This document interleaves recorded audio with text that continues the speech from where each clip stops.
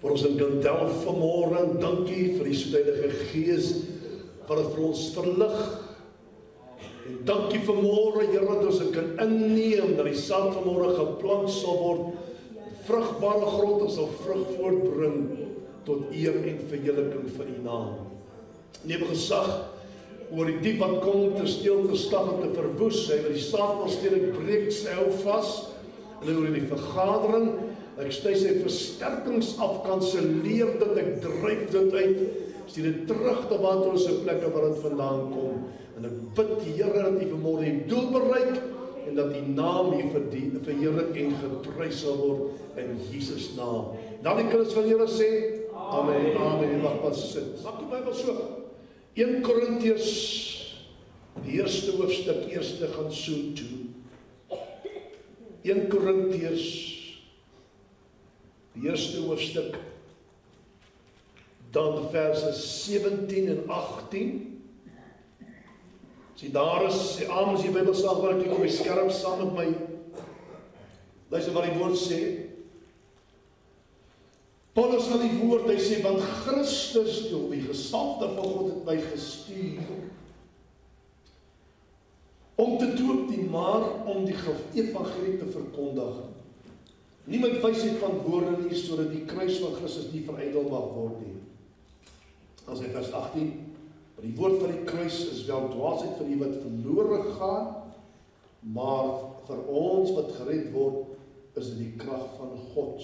Kan jy sien al op die woord? Amen. Kom ons kyk daarna, Handelinge 26, 15 tot 18. Toe sê ek, wie is u Here? En hy sê, ek is Jesus wat u vervolg. Maar rig jou op en staan op jou voete. Want hiertoe het ek aan jou verskyn om jou te beskerm of bestem, tot 'n dienaar en 'n getuie van dinge wat jy gesien het, en van dinge waarin ek nog aan jou sal verskyn. Vers 17. Terwyl ek jou verlos uit die volk en die heidene, na wie ek jou nou stuur, om hulle oë te open, dat hulle van die duisternis tot die lig kan bekeer, en van die mag van Satan tot God, sodat hulle deur die geloof in my vergifnis van sondes en 'n erfdeel onder die geheiligdes kan ontvang. Kragtige woord hoor. Sê amen daarop. Net ter leiding vanmôre, my eerste punt vanmôre wat ek wil aanraak, voor ek kom by die kern van my boodskap, is dat in ons geleesde gedeelte lees ons van een van die probleme in die gemeente van Korinthe. Daar was probleme gewees, maar ons lees nou van een van die probleme. En Paulus spreek dit aan in die eerste hoofstuk van sy brief, verse 10, en hy sê die volgende. Hy sê, maar ek vermaan julle broeders in die naam van ons Here Jesus Christus, om almal eensstemmig of een te wees, en dat daar geen skeuring onder julle moet wees nie, maar dat julle verenig moet wees in dieselfde gesindheid en dieselfde mening. Daai tyd het hulle al skeuring gehad aan die gemeente. En hy sê dat dis aan my bekend gemaak dat daar twiste onder julle is. Ek bedoel dit, sê hy, elkeen van julle, luister wat hy sê ek is van Apollos, of ek is van Cephas wat Petrus was, ek is van Christus, is Christus verdeel, is Paulus miskien jou vir julle gekruisig, of as julle in die naam van Paulus gedoop, en dit my nou getref. Luister wat hy sê, vers 17, luister mooi. Want Christus, of die gesalfde van God, luister wat hy sê, hy het my nie gestuur, ek as apostel, om te doop nie. Luister wat ek sê, hoe mooi is dit van jy nou, ek sien nou ons begin klippers soek nou, moenie gooi nie. Hy het my gestuur om die evangelie te gaan verkondig.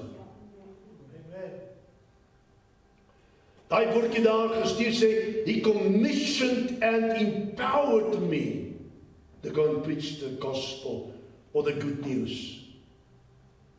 Nie met wysheid van woorde nie, sodat die kruis van Christus nie verydel of ondoeltreffend mag word nie. Luister, So wat ek lees daar, sê vir my die volgende, dat Paulus was geroep en afgevaardig as apostel, gelees al sy briewe. Hy sê, ek is die geringste van die apostels, hy het nooit om boek en allemaal gestel nie. Al was hy omtrent die laaste apostel wat ingekom het, sê, ek is die geringste van die apostels, maar ek is geroep. Ek is 'n geroepene van God.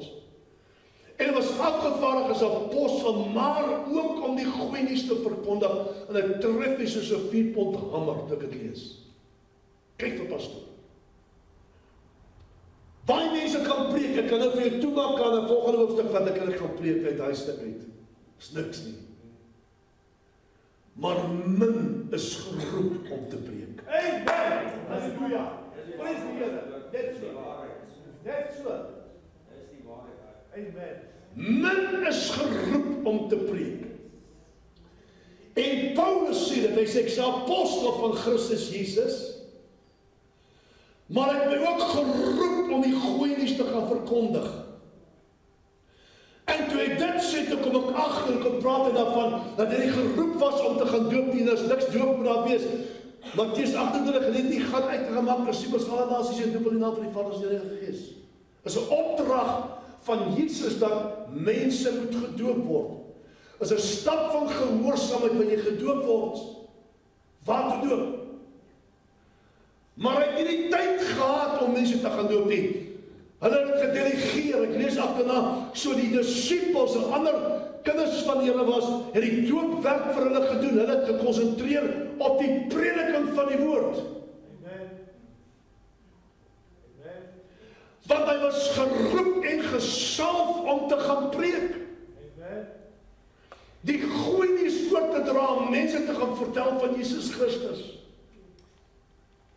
So was geroep as apostel, maar hy was ook geroep om die goeie nuus te gaan verkondig. Glory. Mensdom. Halleluja. Dan luister wat pastoor sê. Paulus kon hier, hy was 'n geleerde man. Reg van sy jeug af was hy 'n toegewyde fariseer. Toegewyde fariseer, hy het die geleerdheid gehad, hy het by die voete van een van die mees bekende manne gesit leer, Gamaliel of wat hy was, het hy geleer op die einde van die dag, het hy was sy mentor gewees. Het hy geleer, en hy kon, met sy geleerdheid kon hy die beste boodskappe opgedis het. Nou luister, ek het niks te geleer dat die mens moet geleerdheid hê, maar dis wat pastoor sê vanmôre. Maar jy geweet dat jou geleerdheid in die pad kan staan, luister mooi, om die kruis van Christus van sy krag te ontneem. Raak nou so. Dis geleerd, maar as jy gesalf. Wanneer mens dinge probeer jy eie doen, en jy wil, kan ek sê, staat maak op jou geleerdheid, is niks verkeerd, luister pastoor sê, luister na die boodskap. En jy luister na die Heilige Gees, die kan jy die kruis van Christus van sy krag ontneem. Ja, net so. Nie staat maak op jouself. Ja. Dink daaroor, gou daar. Tweedens, na dit gelees het, in die hoofstuk, voordat my Dawid terug na Handelinge 26. Ek gaan nou met u praat, daaroor. Nou as jy kyk na Handelinge 19, 15 tot 16, sê die volgende, lees dit so, luister nou mooi wat die Here nou praat. Jesus kom praat met Ananias. Ek sê baie keer, ons het 'n Damaskuspad in ons lewe nodig. Paulus het 'n Damaskuspad op in sy lewe nodig gehad. Hy was woedend omdat die mense van die weg, al daai tyd in Handelinge, die werk van Jesus daar gaan op die weg. Hy was kwaad, hy was boos omdat die mense van die weg hulle mense weggevat het. en volgens op in daai tyd die valse leerlinge mense oorgedra het. Hy het gehoor van Jesus, maar hy het nog geen moed met Jesus gehad. Groot verskil. Al die tyd waar hy was, Jesus was af en 3 jaar, het hy definitief gesien of gehoor van wonderwerke wat plaasgevind het. Want hy was daar. Verstaan? So in daardie toren van hom, gaan hy op pad Damaskus toe, die Here kom sy pad langs, ons gaan naby kom later. Hy land op in 'n huisie by 'n ander man, waar die Here gesê het hy moet daar gaan bly. Hulle vat hom soontoe, en die Here praat toe met Ananias, en hy sê vir Ananias die volgende, hy sê, Ananias, gaan, want hy is vir my uitverkore, want Ananias het gehoor van hom, hy sê, Here, ek kan nie gaan nie, ek kan nie daai man toe gaan nie, ek kan nie vir daai man gaan bid nie, hy maak mense dood. As hy my vang, gaan hy my in die tronk gooi. So die gerugte van Paulus was die goed self daar, in daardie area nie. Luister, in Damaskus nie. Hy sê nie Ananias, hy sê, gaan, want hy is vir my uitverkore werktuig, weet jy wat hy sê? Om my naam te dra voor nasies en konings en die kinders van Israel. He's my chosen instrument of Jesus Christ. He's the instrument of Jesus Christ. Hy's my instrument in my hand. Want ek sal hom toon hoeveel hy vir my naam moet lei. Handelinge 9:15 tot 16. Gaan lees daai stuk. Nou kom ons terug in hoofstuk 26 toe. Nou, dit is vir my so pragtige hoofstukkie. Is weer in 'n storievorm, maar luister wat pastoor vanmôre sê. Hy besluit toe, en dis wat God vir 'n bepaling uitgewerk het volgens sy plan. Nou, ek het daai reeks gedoen in Handelinge, jy kan daai reeks, as jy wil soos vir jou steen, al die boodskappe, waar hy toe beplan het op die einde van die dag, hy wil graag in Rome uitkom. Maar God het al voor die tyd beplan dat hy in Rome sal uitkom, en dat hy gratis, en hoef hy een hele sent te betaal nie, op die onkoste van die Romeine sal hy deur gaan na Rome toe. Paulus het nie geweet nie, maar die Here het geweet wat hy gaan doen. Dis nie goed nie. Hy sorg vir jou treinkaartjie, hy sorg vir jou, as nou so gepraat, vir jou vliegtuigkaartjie, hy sorg dat jy op die trein klim, op die boot klim, en jou vyand betaal sonder vir die goed. Dis lekker, né? Nou, hy kom daar, en hulle vat hom toe, eers voor hy na Rome toe gaan hy en hy kon staan voor koning Agrippa, hoofstuk 6, ja, julle hoofstuk gaan lees en jy sien. En saam met hom was Festus, die gouverneur van Judea. En natuurlijk al die Jode, wat hom nou aangeklaad was, ook daar gewees. Nou gaan kyk bietjie in my harereis toe ek het lees, hoor, dat koning Agrippa hier, sy oupa grootjie, is die een wat Jesus as baba probeer doodmaak het.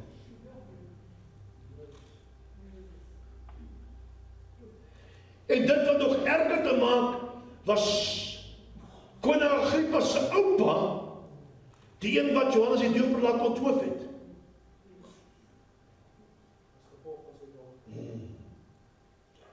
En dan het sy pa, Agrippa se pa, en die apostel Jakobus laat martel. So alles wat hy daar sien, Paulus het daar seker van geweet, stel hy voor daai manne, en nou moet hy homself verdedig. Hy het gesê, ek soek jy verteenwoordiger nie, jy het 'n gees by verteenwoordiger. Ek soek jy advokaat nie, Jesus is my advokaat. En hy moet homself daar verdedig daar, vir my manne, om te sê kom hy onskuldig is.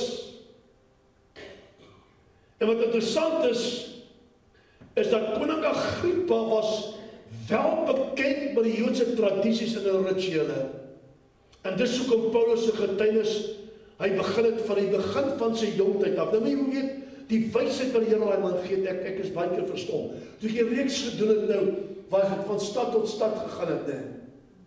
In elke stad het hy sy manier van aanslag verander. En toe die Grieke in daai tyd was die mense wat kan ek sê, die geleerdstes was. Hulle het universiteite gehad, al die dinge. So hulle het ouens gesoek wat geleerdheid het. Hulle is die mense wat gesê het, Paulus kan nie preek nie.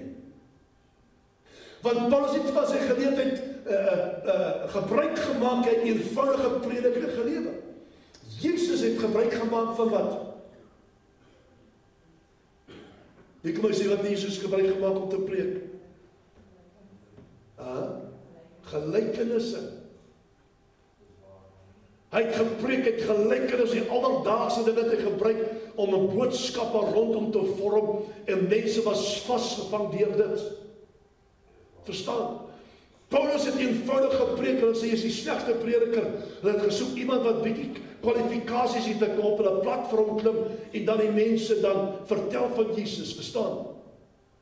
Maar hy gaan en hy begin toe sy aanslag hier, want hy weet, is allemaal, daar's Jode saam met hom, en hy weet dat koning Agrippa ken die agtergrond van die Jode. Hy weet presies wat aangaan, hy weet van hulle sinagoges, hy weet hulle manier van werk, hulle manier van aanbidding, hy ken alles, en hy begin van sy jongtyd af, vat hy shoot en hy vertel hulle vir hom toe wat gebeur in sy jongtyd. Skoon. Luister. Paulus begin sy getuienis wat deel was van sy verdediging. Deur koning Agrippa te vertel van sy heel dag, en nou by die kern van die boodskap, ek kom eens 'n bietjie agtergrond. Waar hy in Jerusalem was, en waar hy volgens die strengste party van sy godsdienst as fariseer geleef het. Nou iets interessant wat ek ook lees vanmôre. Dat Paulus was ook deel van die Sanhedrin, bietjie agtergrond. Die Sanhedrin was die Joodse hof. En voordat jy kon deel word van die Joodse hof, moes jy getroud wees. So Paulus was getroud op daai tydstip. Hallo? So ergens op die pad sy vrou of dood of van iets het gebeur, maar Paulus moes getroud wees voor hy deel kon word van die Sanhedrin. Gaan lees bietjie, staan dit na. Gaan na Mr. Google toe gesoek. Hy moes deel wees van dit. So agterna was hy nie getroud nie. En hy sê die woorde. Hy sê, as 12 stamme nag en dag het ons God, die God van Israel gedien en gehoop op die koms van die Messias. Kyk nou wat, hy begin daar waar hy vandaan kom. Hoe streng hulle hom groot gemaak het, hoe streng hy begin het, en hy begin stadig maar seker sy pad terug werk om ergens die naam van Jesus in te kry. Kom ek sê dit, julle verstaan wat ek sê nie.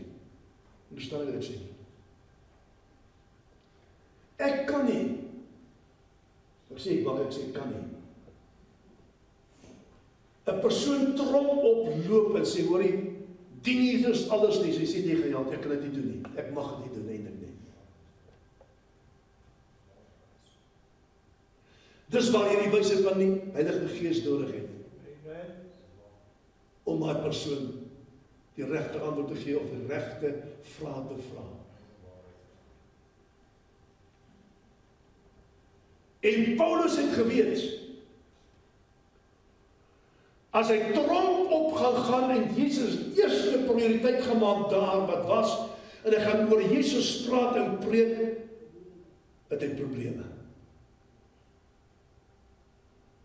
Hy gaan wel Jesus inbring in sy verdediging en vertel wat hom gebeur by begin in sy kinderjare, en hy vertel, kom ons sê iets bietjie vir julle verstaan wat pastoor sê. Baie keer is dit goed om terug te gaan kyk waar jy vandaan kom. Wat die Here vir jou gedoen het daar en waar dit jou pad is. Ja. Baie keer is dit nodig om te kyk waar jy was in die moddersluit, waar Jesus kom en jou uitkom uit in die moddersluit. En die Here al die eer te gee, nie te roem aan jou sonde nie, maar te roem aan die kruis en weet dat dit nie vir Jesus was, jy was hier vandag hier nie.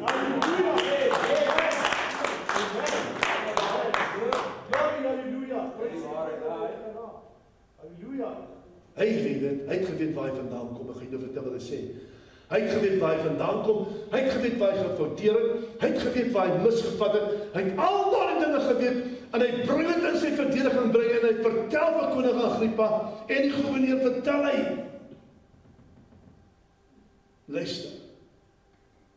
Ons het gewag vir die Messias. Dit was ons hoop gewees en nog al die tyd is dit die hoop van die Jode. Hulle wag nog steeds vir die Messias. Die Messias is al 2000 jaar terug. Gebore en huis toe. Hulle wag nog steeds vir die Messias. Dan die tweede punt onder dit, begin hy nou om die naam van Jesus te noem, en wat hy as persoon teen die heiliges, hy sê, want hy as persoon het teen die heiliges of navolgers van die weg opgetree. Hy sê vir koning Agrippa, dat hy het hulle in die gevangenis gegooi, en die sinagoges en hulle gedwing om te laster, om die naam van Jesus Christus te verloon. Toestemming gegee dat hulle doodgemaak moes word. En hulle buite die stadsmuur het hulle self daar vervolg. En derdens sê, toe kom hy by sy ontmoeting met Jesus. Kyk waar begin hy? Messias en toe gaan hy neer. Toe kom hy by ontmoeting van Jesus. Hy sê, ek was op pad, koning Agrippa, na Damaskus, met die volmag, luister mooi, en opdrag, vat hier so water, hier so voor, waar is die water, krijg water, kan die mooi water gegooi daar. Luister mooi, hy sê, ek was op pad na Damaskus, met die volmag en opdrag van die owerpriesters, hy die brief in sy hand gehad, Spreuke 16 vers 9 sê, die hart van die mens dink sy weg uit, maar die Here rig sy voetstappe. Die mens wik, maar God beskik is en lei jou streefwoord. Luister wat hy sê. Luister wat hy sê. Hy sê, in die middel van die dag, op die pad, val daar 'n helder lig uit die hemel.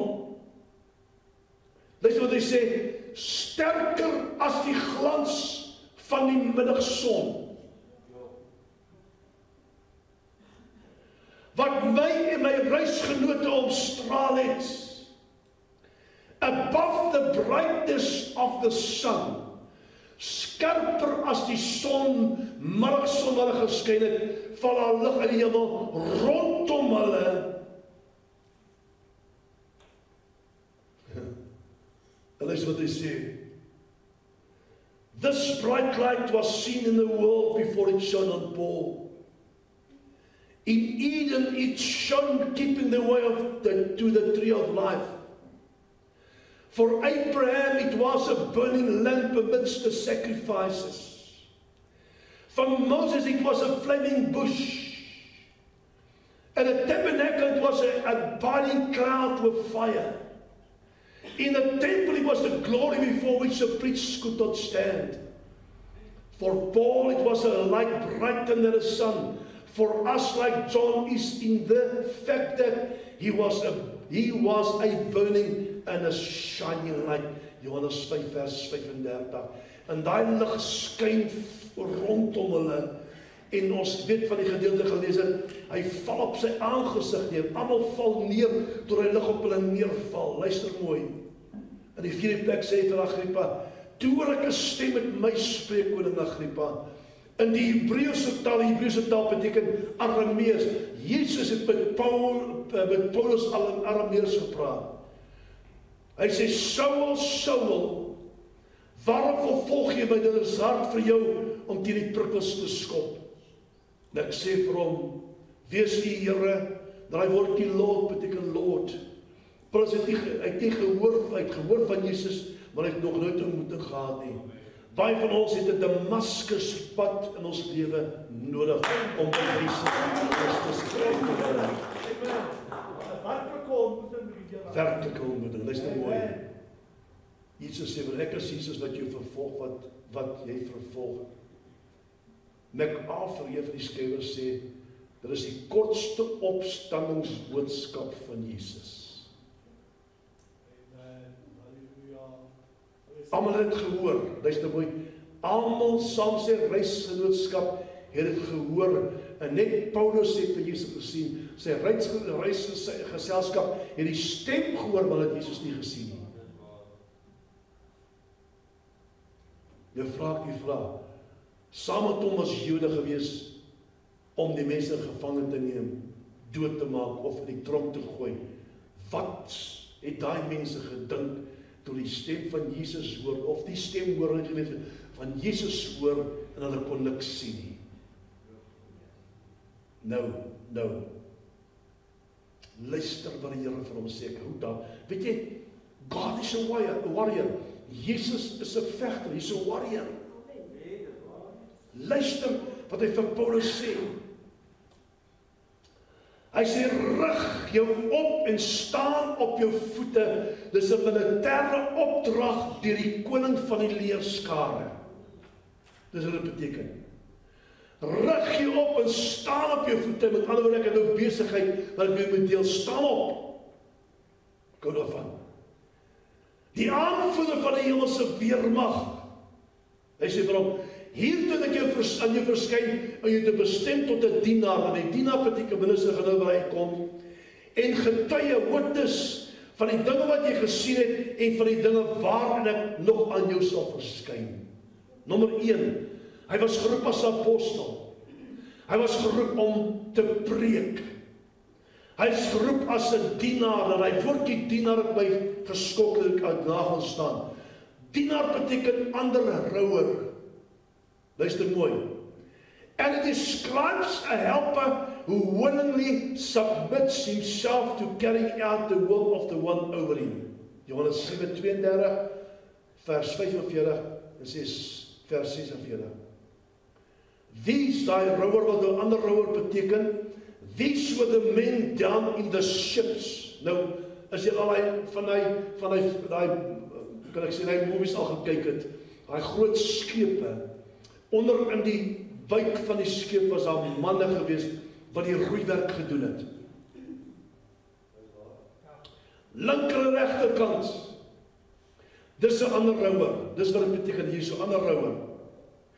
They were the men down in the ships doing one thing, rowing, and with their eyes on one man, the man standing at the front of the ship, shouting, row, row, row. Ander roei, roei, roei. En met elke keer as hy sê roei dan, maar 'n ander vertaling sê dat selfs van die klein drommetjies gehad en dat die dromme gestaan en elke slag van die drom en daai mense dan met hulle daai roeispanne en daai seën getrek of waar hulle was om hy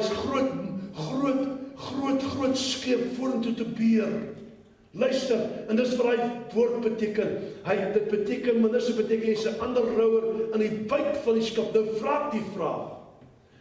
'n man, 'n geleerde man, met groot en baie kwalifikasies van daai tyd.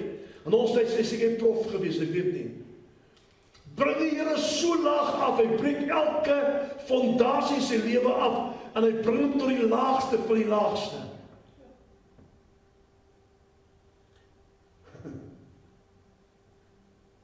Is jy gaan wel vir my werk, maar nie met jou geleerdheid nie.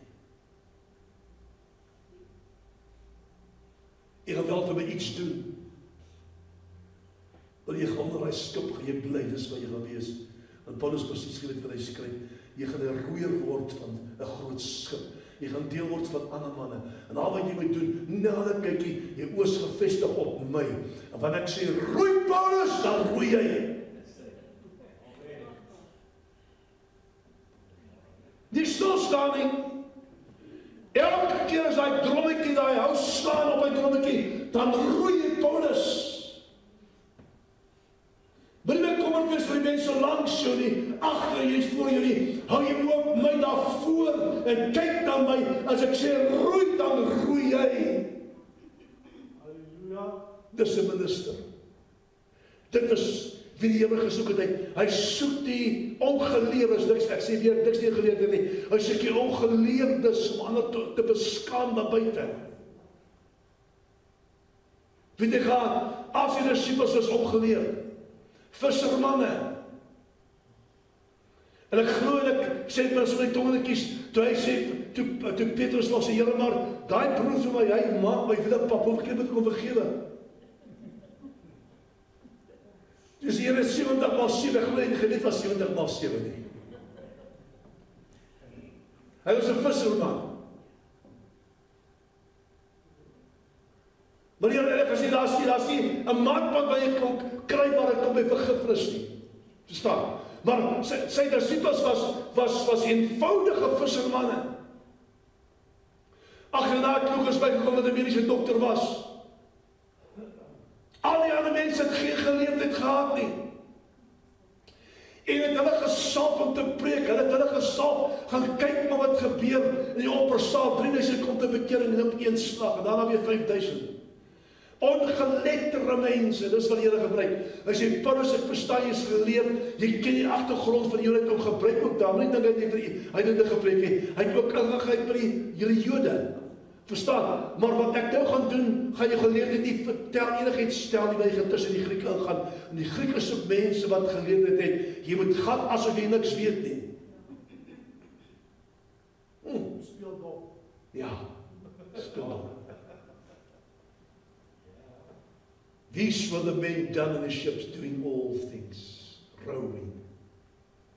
So alles wat Paulus vir Jesus moes doen, was vooruit beplan deur God die Vader. Gelees Efesiërs 2 vers 10. Niks per toeval in 'n kind van die Here se lewe nie. Ek ook sê weer, daar's niks so ding soos per toeval in 'n kind van die Here se lewe nie. Elke ding as jy 'n kind wedergebore kind van die Here is, vind plaas omdat God dit toelaat, omdat Jesus dit toelaat. Daar's nie ding so per toeval nie. Niks nie. Dis nie per toeval nie. En alles wat in Paulus se lewe gebeur het, was vooruit beplan deur God die Vader volgens Efesiërs 2 vers 10. En dan die tweede wat hy vir ons sê, jy gaan net vir my 'n dienaar wees nie, om ander te bedien nie, maar jy gaan vir my getuie wees. Was nie by vir ons het oorwin deur die bloed van die lam en deur die woord van ons getuienis, Openbaring 12 vers 11.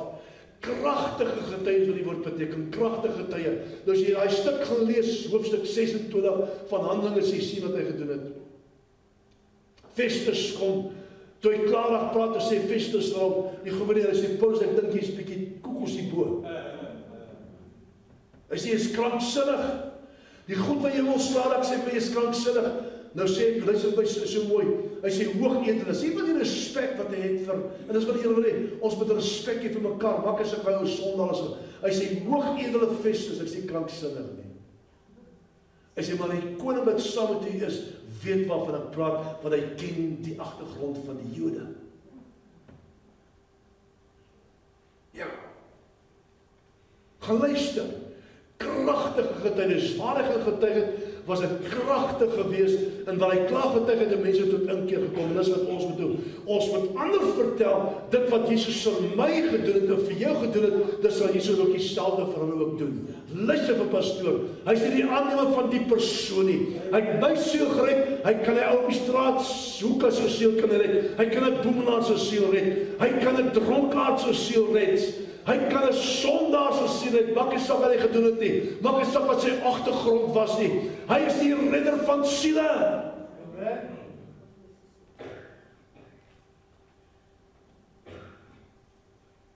Ja. As Jesus Rome vers 12. Ek sal jou verlos, Paulus, uit die volk en die heidene, dan wie ek jou dan stuur. En wat die Here sê, hulle sit nie hande op jou staan, tensy ek hulle die groen lig gee nie. Maar oor jy spruit hulle hand uit, jy spruit hulle hand uit, so hy moet onder hulle beweeg. So Paulus moes aan die heidene die goeie nuus verkondig, maar ook van die geleentheid gebruik maak om aan sy eie volk dit oor te dra. Wat het Jesus vir hom verwag om te doen? Om nommer 1, en hier kom ons by die kern van my boodskap. Nommer 1 is dit geld vir jou en my ook. Want ons kom om die goeie nuus te verkondig en mense te vertel van Jesus Christus, moet daar iets plaasvind. Daar moet resultate wees. En die heel eerste ding wat die Here vir hom sê, Paulus, wat jy dit gaan doen, en jy gaan verkondig die goeie nuus, en die goeie nuus sê, ek kan vir jou help. Die graf is leeg, Jesus leef. Hy kan vir jou wonderwerk doen. Goeie nuus sê, hy kan jou genees, hy wil jou genees, hy het die prys betaal. Goeie nuus sê, hy kan die bande oor jou lewe breek. Goeie nuus sê, daar's uitkoms vir jou, dis goeie nuus. Wat sê hy? Hy sê daar, nommer 1 wanneer wil sê, ek jou vrymaak vir die volk, maar wat jy moet doen, jy moet gaan en die goeie nuus verkondig, sodat hulle ook kan oopgaan. So die resultaat, hierdie is die resultaat wat ons die woord bring, of vir mense getuig, dis moet jy met kragtig wees, daai mense se oë moet oopgaan, die skille moet van die oë afval, want die prins van die wêreld is dit, is hy, wat die mense se oë verblind, geestelik gesproke. Hy wil nie met die waarheid weet nie. Hy wil nie met die waarheid hoor nie. Hy wil nie met die waarheid luister nie. Want die waarheid gaan jou vrymaak, as daai waarheid rema word in jou hart, gaan daai waarheid jou vrymaak. Dis hoekom hy dit keer. Hy wil nie hê jy moet die waarheid hoor nie. Amen. Hy gaan verkondig die woord. Nommer 1, dat hulle ook kan oopgaan. Psalm 119 vers 18 sê, open my eyes that I may behold wonderful things from thy law. Open my eyes that I may behold wonderful things from thy law. Geestelike binnes wat hy van praat, wat verblind is die Satan homself om die waarheid te stap. Die mense, luister, ek sê altyd, wanneer iemand jou pad langs kom, sê vir die persoon, moet nie bang wees om het te sê nie, moet nie skaam wees om die naam van Jesus te gebruik nie, moet nie skaam wees om ander te vertel van hom nie. Ek stap by, die week stap ek by 'n veearts en hy gaan sny my voetjies se vlerke. My naam doen nie. Welke keer hy kom en hy praat. Nou, ek was daar ongeveer, ons het 'n uur gesels, intussen is dit nie vir se vlerke. En die Here gee vir my opening om weer eens die goeie nuus oor te dra. En hy vra en ek vertel hom. En die saad word geplant, ons moet nie skaam wees om Jesus Christus se naam op te lig en te verheerlik. Vertel ander mense dat Jesus leef in ons. Vertel hulle. By die werk, as mense skaam om te vertel ek dien die Here. Bang vir jou werk, jy sê werk jy verloor nie. As die Here jy daar geplaas het, gaan jy werk jy verloor nie. Dit is stupid dinge toe nie. Hoekom jy werk? Had die werk vir jou gekry? Vertel die mense rondom jou.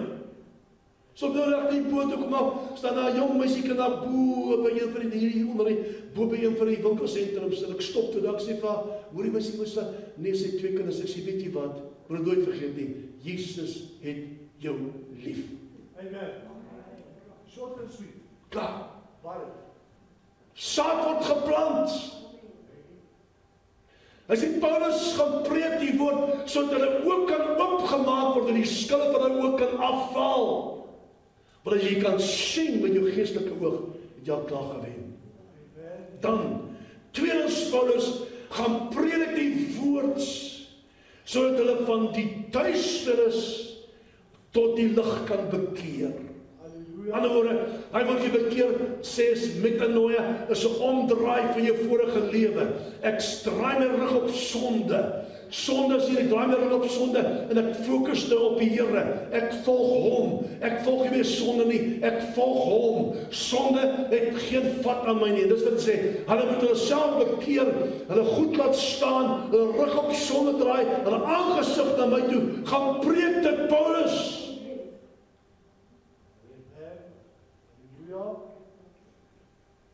Unbelievers are blinded to spiritual truth by Satan.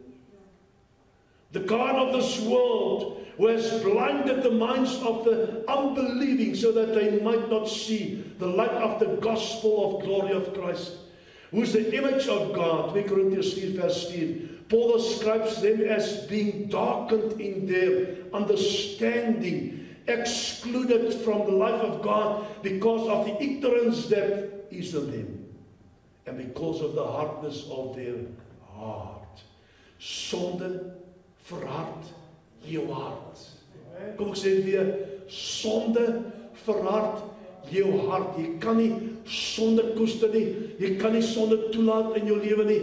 Breek met sonde, bely dit, lê dit voor die Here neer en dien die Here, want sonde gaan jou hart hard maak. En dan vra jy vir die Here, Here, nou plaas daarvan, plaas in my 'n binneste hart van vlees wat gevoelig kan wees.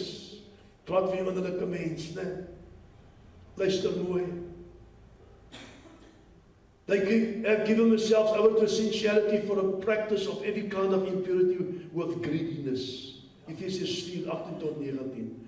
But God is greater than Satan and is the light, and in him there is no darkness at all. And it is God who said, light shall shine out of darkness. Lig sal uit duisternis skyn. 2 Corinthians 3:6 brought life and immortality to light through the gospel. 2 Timotheus 1:10 God is the one who has shown in our hearts to give the light of the knowledge of the glory of God in the face of Christ. 2 Corinthians 4:6. Man, wat het God in die begin gesê? Toe hy kyk na die duisternis daarbo, alles is pikdonker. Al die gemaak in die woord gespreek, hy sê, light be. Amen. Net die woord gespreek. Light be. Wat gebeur? Die Bybel sê daar was lig. Amen. Halleluja. Light be. Amen. En daar was lig. Hy sê, Paulus, die derde ding wat jy moet doen. Nommer 1 wat jy moet doen is, hy sê, preek dat hulle oog dan oop kan gaan, dat hulle kan sien. Tweedens, dat hulle die mag van Satan tot God sal bekeer. Ja. Luister, was die tweede gewees. Nee, dat hulle van die duisternis tot lig kan bekeer. Ekskuus. Hulle sê daar, preek dit dat hulle dan van hulle duisternis tot lig sal kan bekeer. En dan die derde een daar is, en van die mag van Satan tot God. Die mag van Satan tot God. Die wêreld is in die mag van die prins van duisternis, en al wat Jesus van jou my verwag, is die woordjie ja. Amen. 2 woordjies ja. Yes. Amen. Ek luister na getuienis van 'n persoon. Ek weet die ene gesteek het die jong man wat ateïs was. Jy het gelees daai ding het gestuur, ek wil nie vertel aan waar hy in 'n bid hier kom, ek weet hoe die bid het gekom, het hier verder begin luister, hy kom in bid hier. En dan kom hy sê, kom 'n vrou, stap daar baie snaakse vrou, sê, weet ook een van die mense wat jy dink, ag, wie is hierdie vroue? Sy kan niks doen, sy lyk so heeltemal kom, jy weet as jy moet mag gebruik. Dan sê sy vra hom, sir, may I pray for you, please? En tog, ja, laat die vrou toch vir my bid.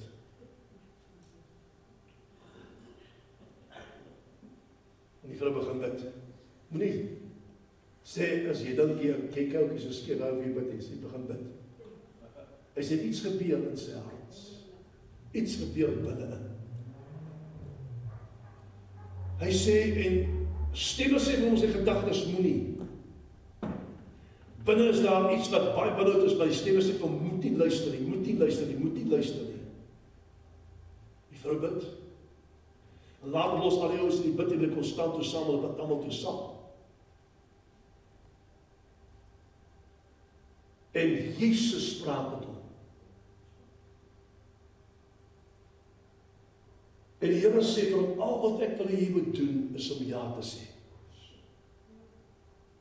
Just say yes. En die mense bid, en bid, en dan bid, en dan bid. En die stem in sy gedagtes skreeu, moet dit nie doen nie. En hy sê, wat kan hy verloor? Wat kan hy verloor? En hy sê, yes. Hy sê, die volgende oomblik is daar soos iets wat uit die binneste uitgetrek word, wat uitgaan aan pad vat, en die stem is ewe skielik stil. Hy sê, en hy weet wat hom aangaan, hy sê, maar ek kan helder dink, en nadat gebeur het, bid hom vir hom, en terwyl hy daar sit toe, of hy op sy knie geval het, by bars uit, en hy begin so met tale ook praat, en die Here het daai man se siel behoorlik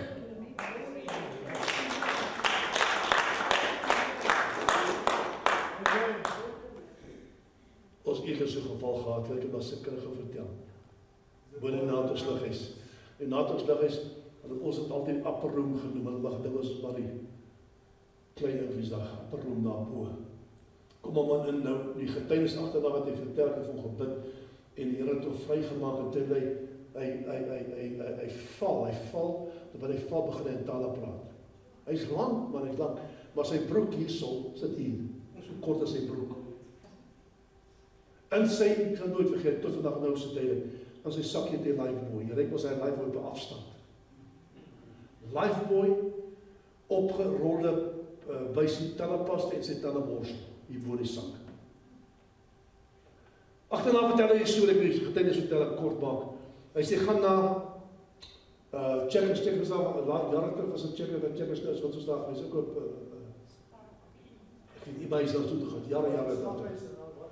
Ja, maar as laat die slag is, maar hy gaan soen toe, wil vir iets skop, hy sê, hy stap in die winkel in, en hy iets skop, hy sê, hy voel een tap op sy skouer, so. En hy draai om, hy sê, toe hy omdraai, moet hy opkyk so, en hy is lang die ou, hy is lang. Kyk hy op, vriende, kyk vir die ou, en die ou sê vir hierdie man, as die jong man, jy moet kerk toe gaan, jy moet die Here dien. As jy wanneer toe gaan, as jy gaan na die plek waar die stede waar ons is, stuur hy soen toe. Ek was nog as 'n engel geweest. Hy beskryf hy ouend vir ons dan, hy sê, hy het 'n onbekleurde hare gehad, het 'n bruin soet ingehaat, allerhande goede, en nou stuur hom soet, en hy sit buite, hy wil nie kom ons besig om te sing. Sit buite op hy houtjies daar buite sit hy, en laat hy kry, bietjie vrymoedigheid, en hy stap op bo en toe instap, toe hy toe iemand toe kom hy vorentoe, en dis hy my toe vertel. Ek bid vir hom nou, sy hele getuienis daar was erg, hy was verkrag geweest as jongman, hy was op dwelms, allerlei dinge noem hy was geweest, en die Here maak daardie jong man daar los, in 'n split van 'n sekonde, vry, en terwyl hy hy val voor die voorhoofd te doop Here op die Heilige Gees. Alles in een slag. Jy kon 'n spel oorval op hy matte. Almal is doodstil. Daai tyd was nog by die oord, ek het die oord gedoen nog daai tyd, en hy sê, pastoor, ek bly, ek sê vir die plek gee. Vat hom so toe en daar gebly. Die ou is getip so op hom, en hy wil naby jou kom nie. Hy is later weg, en heeltemal sê, waar hy is toe na Voelplaas toe gewerk het ek heeltemal kontak verloor. Maar dis wat jy kan doen, ek sê dit weer 'n keer, as jy die goeie nuus verkondig, en jou getuienis kragtig ook by dit, kan die Here in die persoon se lewe 'n groot wonderwerk doen. Luister.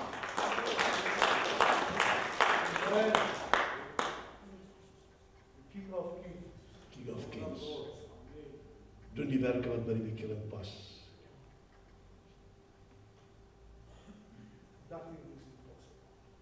En sodat julle deur die geloof in my vergifnis van sondes, sodat hulle deur die geloof in my, Paulus, in my vergifnis van sondes en 'n erfdeel onder julle geskil ontvang.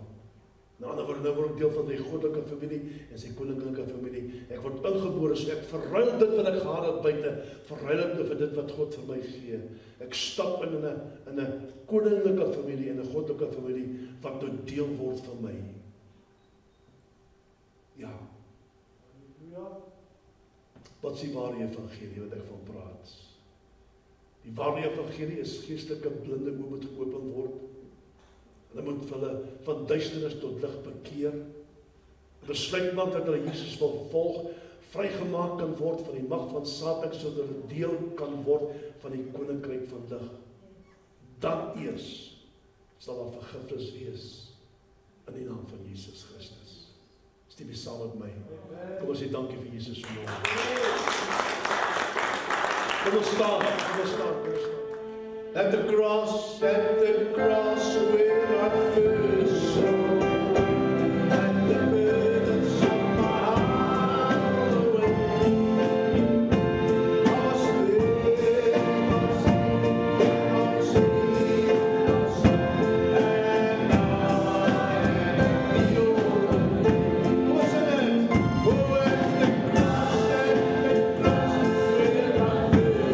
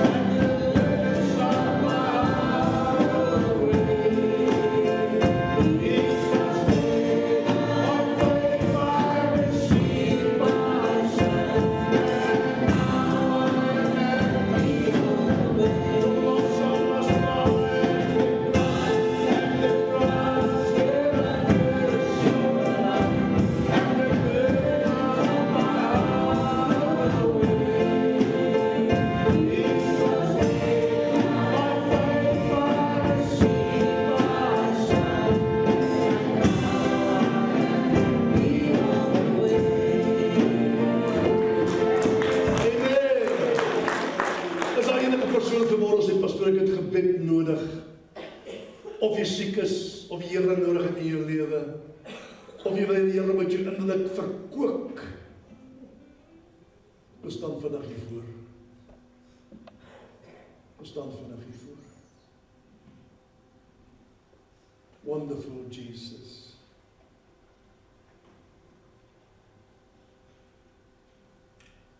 Staan daar